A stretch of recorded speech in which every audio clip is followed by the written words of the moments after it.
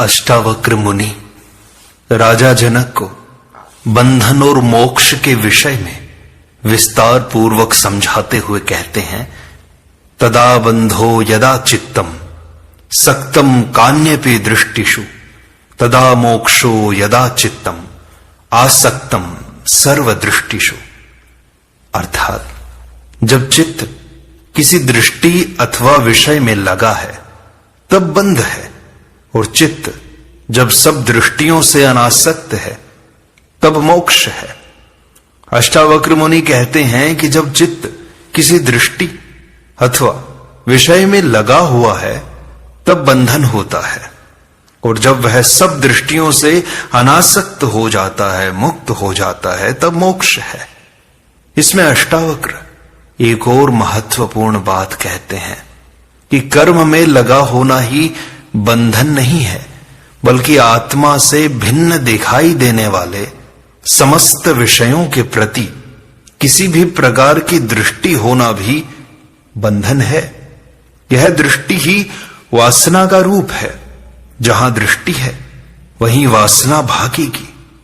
यदि कोई दृष्टि ही न हो तो वासना को भागने का अवसर ही नहीं मिलेगा और वह अपने आप शांत हो जाएगी। इसीलिए चित्त जब सभी दृष्टियों से, चाहे वह संसार की हो, स्वर्ग की हो अथवा मोक्ष की, अनासक्त हो जाता है तब मोक्ष है। विषयों से दृष्टि हटाकर केवल आत्म दृष्टि वाला ही मुक्त है। इसमें एक शंका यह है कि यह चित्त जब विषयों में दृष्टि रखता है तब बंधन है, एवं आत्मा में रखता है तब मोक्ष है। तो फिर चित्त तो चंचल है, उसकी दृष्टि आत्मा से हटकर फिर विषयों में जा सकती है। ऐसी स्थिति में तो मोक्ष भी अनित्य ही हुआ, अवधि सहित ही हुआ। किंतु इसमें यदि इच्छा करके यदि चित्त को जबरदस्ती अनासक्त किया तो वह पुनः विषयों में भाग सकता है। किंतु यदि वह स्वाभाविक रूप से अनासक्त हुआ है तो वह आत्मा के साथ एकाकार हो जाता है। उसका स्वतंत्र अस्तित्व ही समाप्त हो जाता है। वह भ्रांतिवश, अहंकारवश जो भिन्न प्रतीत होता था वह भिन्नता ही मिट जाती है। इसी को चित्त का आत्मा में लय होना कहा गया है। इसके बाद फिर उसमें वासना, कामना की तरंगें उठ ही नहीं सकती। जैसे भुना हुआ चना अंकुर पैदा नहीं कर सकता, उसी प्रकार आत्मरूप होने पर वह चित्त रहता ही नहीं, तो फिर उसमें वासना का बीज भी कैसे रह सकता है। अष्टावक्र आगे कहते हैं, यदा नाहम तदा मोक्षो यदा हम बंधनम तदा मत्वेति हेलया किंचन मा गृहाण विमुंचमा। जब तक मैं है तब तक बंध है, जब मैं नहीं है तब मोक्ष है। इस प्रकार का विचार कर, न इच्छा कर, न ग्रहण कर, न त्याग कर। इस सूत्र में अष्टावक्र बंधन का कारण अहंकार को बताते हुए कहते हैं कि जब तक मनुष्य में मैं भाव है तभी तक बंधन है। आत्मा से भिन्न किसी की सत्ता है ही नहीं, किंतु इस मैं भाव से ही इन सब भिन्नताओं की प्रतीति होती है। मैं भाव ही अहंकार है, जिसके मिटने से सारी भिन्नताएं समाप्त हो जाती हैं। चित्त रूपी वायु से आत्मा रूपी शांत समुद्र में एक तरंग उठी।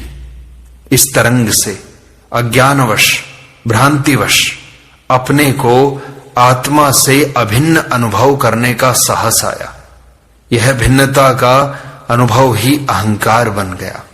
अहंकार के कारण अथवा भिन्नता के कारण वह स्वयं कर्ता बन गया, भोक्ता बन गया, विचार एवं बुद्धि का प्रयोग करने वाला।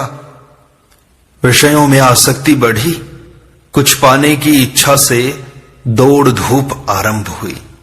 यही मन एवं बुद्धि बन गया, जिससे दृष्टि का क्रम चल पड़ा। यह सारा उपद्रव अहंकार के कारण आरंभ हुआ है कि उसने अपना स्वतंत्र अस्तित्व मान लिया।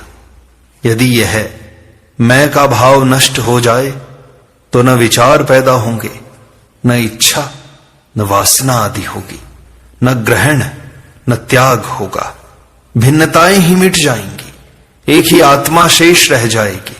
फिर किसका त्याग और किसका ग्रहण होगा? ऐसी स्थिति को उपलब्ध हो जाना ही मोक्ष है। जब तक जीव का संबंध इस अहंकार रूपी दुरात्मा के साथ रहता है, तब तक वह अपने को आत्मा से भिन्न मानता रहेगा। तब तक मुक्ति नहीं है, मोक्ष नहीं है। अष्टावक्र ने मूल पर ही चोट कर दी, जड़ को ही उखाड़ फेंकने को कह दिया, जिससे वृक्ष पनपे ही नहीं। बीज को ही भुनने की बात कह दी, जिससे वृक्ष उगने की संभावना ही समाप्त हो जाए। किंतु लोग हैं बड़े चालाक, अहंकार तो छोड़ते नहीं, जो सभी बुराइयों का मूल है। वासना और आसक्ति छोड़ते नहीं, और छोड़ने के नाम पर कोई चाय छोड़ रहा है, कोई रात्रि का भोजन छोड़ रहा है, कोई घर बार छोड़ रहा है, कोई दान दे रहा है, मंदिर धर्मशालाएं बनवा रहा है, कोई मंदिर जाकर 5 पैसे भेंट करता है, कोई नारियल अगरबत्ती चढ़ाता है। धर्म के नाम से न जाने क्या क्या मनुष्य कर रहा है। किंतु अष्टावक्र कहते हैं कि इन सब के पीछे यदि मैं भाव है कि मैंने ऐसा किया, इन सब के पीछे यदि कुछ पाने की चाह है, तो ये सब मोक्ष के मार्ग नहीं है। दुनिया में सभी भोग से लिप्त है, मैं भाव छूटा नहीं, वासना आसक्ति छूटी नहीं। इसलिए सब भोगवादी पूरे के पूरे चारवाकी हैं। ऋणम कृत्वा घृतम पिबेत ही सबका आदर्श है। आज यदि ऋण आदर्श नहीं है तो चोरी, डकैती, हत्या, बेईमानी, रिश्वतखोरी, धोखा देकर धन हड़पना, गबन करना, मिलावट करना, शोषण करना इत्यादि द्वारा दूसरों का धन हड़प कर गुलछर्रे उड़ाना ही जीवन का आदर्श बन गया है। चारवाक सच्चा तो था कि उसने संसार की वास्तविकता को प्रकट कर दिया कि यह संसार ऐसा है, किंतु लोग इतने बेईमान हैं कि इस असलियत को छिपाकर धर्म का झूठा मुखौटा लगाए घूमते हैं कि लोग हमें धार्मिक समझें। इन धर्म ग्रंथों के आधार पर किसी जाति या वर्ग को धार्मिक कह देना मूर्खता ही तो है। गीता, कुरान, बाइबिल, गुरुवाणी, धम्मपद आदि के आधार पर कोई कहे कि मैं इसे मानता हूं, इसे पढ़ता हूं, इसलिए धार्मिक हूं, यह मूर्खतापूर्ण एवं पाखंड युक्त है। धर्म है स्वयं के रूपांतरण में।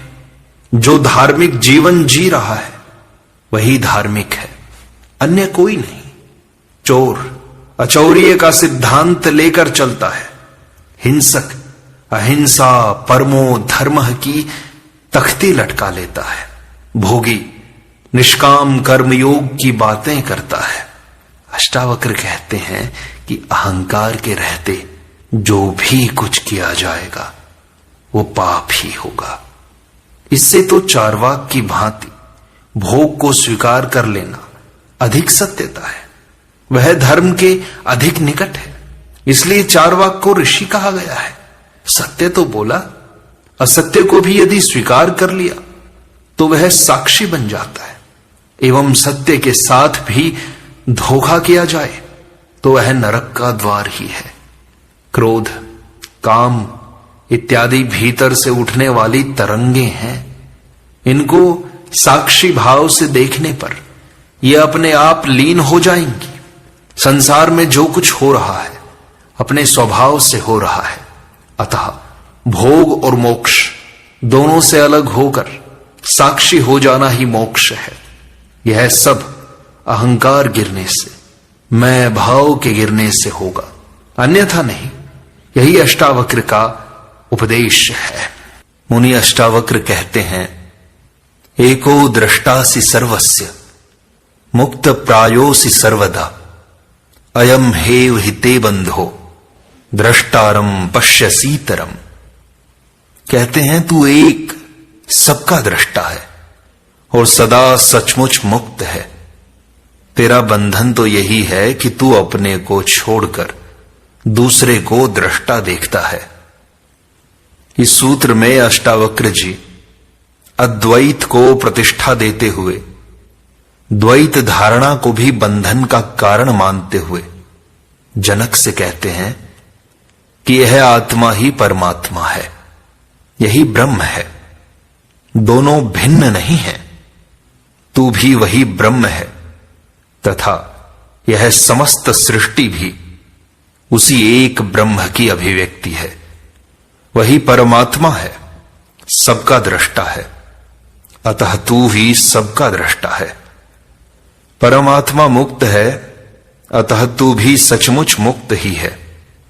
लेकिन तेरे बंधन का कारण मात्र इतना है कि तू अपने को छोड़कर दूसरे को दृष्टा देखता है। बड़ा अर्थपूर्ण सूत्र है द्वैत एवं अद्वैत का। अष्टावक्र कहते हैं तू सबका एक दृष्टा है, दूसरा कोई दृष्टा नहीं है। द्वैतवादी धर्म कहते हैं कि ईश्वर व मनुष्य भिन्न है, परमात्मा व आत्मा भिन्न है, ईश्वर व सृष्टि अलग अलग है। ईश्वर करता है, उसने सृष्टि बनाई, वह आसमान में स्वर्ग में कहीं बैठा है, वहीं से समस्त सृष्टि का संचालन कर रहा है। सब उसकी मर्जी से उसके आदेश अनुसार हो रहा है। वह दया करता है, पुरस्कार देता है, दंड देता है, न्याय करता है। उसका पूरा शासन है, पूरी शासन व्यवस्था है। उसने सृष्टि बनाई, स्वर्ग नरक बनाए, पशु पक्षी जीव जंतु मनुष्य आदि बनाए। यह आत्मा ईश्वर नहीं है, उसकी संतान है। ईश्वर और आत्मा का पिता पुत्र का संबंध है, मालिक गुलाम का संबंध है। ईश्वर मुक्त है, आत्मा गुलाम है। वह बंधन में है, गुलाम कभी मालिक नहीं हो सकता। ऐसी विभिन्न मान्यताओं के बीच अष्टावक्र बड़ी निर्भीकता से यह घोषणा करते हैं कि यह चैतन्य आत्मा ही ब्रह्म है, इससे भिन्न कोई ईश्वर नहीं है। यह आत्मा ही एकमात्र दृष्टा है, साक्षी है। कुछ धर्म आकाश में बैठे ईश्वर को दृष्टा कहते हैं कि वहां बैठे बैठे वह सब कुछ देख रहा है, पाप पुण्य सब देख रहा है। अष्टावक्र कहते हैं यह आत्मा ही परमात्मा है तथा यही दृष्टा है, इससे भिन्न कोई दृष्टा नहीं है। यह आत्मा मुक्त ही है, किसी बंधन में बंधी नहीं है। वे आगे जनक को कहते हैं कि तेरा बंधन यही है कि तू इस आत्मा के अलावा दूसरे को दृष्टा देखता है। जब दूसरा मौजूद है तो बंधन हो ही गया। यदि एक ही है तो कौन किसे बांधे? वह मुक्त ही है। यदि ईश्वर आत्मा से भिन्न है, जो इससे बड़ा है, तभी बंधन की बात पैदा होती है कि यह आत्मा उसके अधीन है, गुलाम है, उसकी सेवक है। जब दूसरा है ही नहीं तो बंधन किसका? वह मुक्त ही है। अतः आत्मा से भिन्न ईश्वर की सत्ता को मानना भी बंधन है। ऐसी आत्मा कभी मुक्त हो ही नहीं सकती। इसलिए ईश्वर की सत्ता को आत्मा से भिन्न मानने वाले धर्मों में मुक्ति की धारणा नहीं पाई जाती। वे स्वर्ग नरक या ईश्वर के साम्राज्य की ही बातें करते हैं। केवल अद्वैतवादी ही मुक्ति की बात कह सके। स्वतंत्र होने में बड़ा भय है, बड़ी असुरक्षा है। मनुष्य स्वभाव से ही गुलामी खोजता है, इसलिए उसने ईश्वर को अपना स्वामी एवं स्वयं को गुलाम मान लिया। इसी विचारधारा ने द्वैतवादी धर्म को जन्म दिया। उपनिषद कहते हैं अयम आत्मा ब्रह्मा तत्वमसि। यह अद्वैत की धारणा है। अष्टावक्र अद्वैतवादी हैं, इसीलिए वे जनक से कहते हैं कि तू आत्मा है। वह वही आत्मा सबका दृष्टा परमात्मा है। इससे भिन्न किसी अन्य आकाश में बैठे हुए परमात्मा को दृष्टा मानना ही तेरा बंधन है। अज्ञानी ही आत्मा से भिन्न ईश्वर को दृष्टा, कर्म, फल प्रदाता एवं कर्ता मानते हैं, ज्ञानी नहीं मानते। अष्टावक्र आगे कहते हैं, अहम कर्तेति अहम माना महाकृष्णा हि दंशितः नाहम कर्तेति विश्वासा अमृतम पीत्वा सुखी भव। अर्थात मैं करता हूं ऐसा अहंकार रूपी विशाल काले सर्प से दंशित हुआ तू, मैं करता नहीं हूं ऐसे विश्वास रूपी अमृत को पीकर सुखी हो जा। इस सूत्र में अष्टावक्र अहंकार को ही दुखों का कारण मानते हुए कहते हैं कि तू इस अहंकार रूपी विशाल काले सर्प से दंशित हुआ है, इसलिए अपने को कर्ता मानता है। यह मैं हूं की भावना ही तुझे उस ब्रह्म तथा चेतना से अलग करती है। जब तक तुझमें अहंकार है, तू अपने को उस आत्मा से भिन्न मानता रहेगा। यही भिन्नता सभी दुखों का कारण है।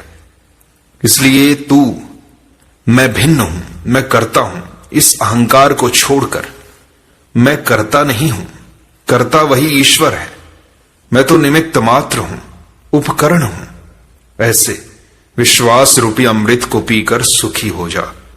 इस सूत्र में अहंकार को समझना आवश्यक है। समस्त सृष्टि की उत्पत्ति एक ही ब्रह्म से हुई है। एक ही चेतना विभिन्न रूपों में अभिव्यक्त हुई है। शरीरगत चेतना आत्मा तथा समष्टिगत चेतना ही ब्रह्म है। आरंभ में इस ब्रह्म में एक कामना का स्फुरण हुआ, एको हम बहुश्यामा, मैं एक हूं, अनेक हो जाऊं। इसी स्फुरना से सुप्त शक्ति का जागरण हुआ। वह शक्ति आगे विभिन्न रूपों का निर्माण करती रही। इन विभिन्न रूपों में व्याप्त चेतना को उस परम चेतना से पृथकत्व का अनुभव हुआ, जिससे मैं भाव उत्पन्न हुआ। यह मैं भाव ही स्वचेतना के उस विराट चेतना से पृथकत्व का कारण बना। अष्टावक्र कहते हैं कि मैं करता हूं ऐसे अहंकार रूपी विशाल काले सर्प से दंशित हुआ तू, मैं करता नहीं हूं ऐसे विश्वास रूपी अमृत को पीकर सुखी हो। यह मैं अथवा अहंकार अनंत भिखमंगा है। इसे चाहे जितना ही भरो, यह खाली ही रहता है। सिकंदर जैसा विश्व विजेता भी कहता है, मैं खाली हाथ जा रहा हूं। इस दुनिया का सारा खेल अहंकार का ही है। वह अपने को कुछ दिखाना चाहता है। मनुष्य की आवश्यकताएं बहुत कम हैं, जिन्हें आसानी से पूरा किया जा सकता है, किंतु उसके अधिकांश कार्य अहंकार तृप्ति के लिए ही होते हैं। यह अहंकार कठिन एवं असाध्य कार्य करने में रुचि लेता है, जैसे सिर के बल चलना, एक टांग पर खड़ा रहना, तप करना, नग्न रहना, लंबे उपवास करना, एवरेस्ट पर चढ़ना, लंबी समाधि लगाना, हठयोग करना आदि। यह आदमी का अहंकार ही है कि वह अपने को सभी पशुओं से श्रेष्ठ समझता है। इस अहंकार ने ही पृथ्वी को समस्त ब्रह्मांड का केंद्र माना, अपने को देवताओं की संतान माना। हमारा देश महान, हमारा धर्म महान, हमारी जाति महान, मैं महान इत्यादि सब अहंकार की ही घोषणाएं हैं। यह अहंकार एक रोग है जो जीवन में सिखाया जा रहा है। ये शिक्षण संस्थाएं, समाज सभी सिखा रहे हैं।